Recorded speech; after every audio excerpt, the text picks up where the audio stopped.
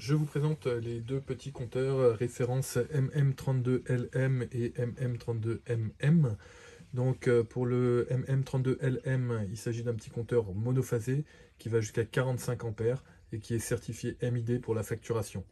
La différence du MM32MM, c'est qu'il va jusqu'à 32 ampères uniquement et que l'affichage est un affichage mécanique.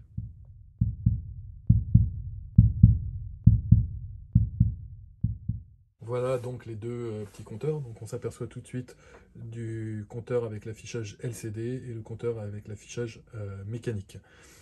Sur le compteur, vous avez en haut la référence. Si jamais on regarde sur le côté du compteur, vous avez la marque, le CE suivi du M qui certifie que le compteur est certifié MID et le schéma de branchement.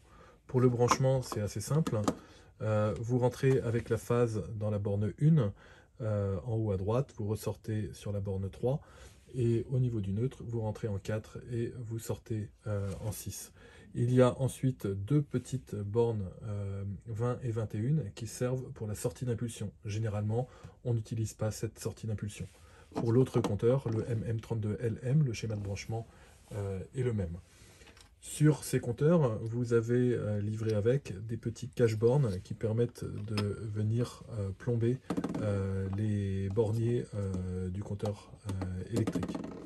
Regardons rapidement la documentation technique. Donc ici, c'est la documentation du MM32LM. Donc on retrouve l'intensité max qui est de 45 ampères. La certification, donc CE et surtout la certification MID pour la facturation de l'électricité. Au niveau de l'affichage, on précise bien qu'il y a deux chiffres après la virgule et l'unité affichée sont les kilowattheures. Un point très important, c'est la section de branchement phase neutre, donc vous pouvez brancher jusqu'à du 10 mm² maximum. Ensuite, sur cette doc technique, vous avez le schéma de branchement. Donc, avec la phase, on rentre sur la borne 1, on sort sur la borne 3, et le neutre, on rentre sur la borne 4, on sort sur la borne 6. Et comme je vous disais, les bornes 20 et 21, c'est la sortie d'impulsion qui généralement n'est pas utilisée. Vous avez ici un schéma avec l'encombrement du compteur. Donc, ce compteur fait uniquement un module de large.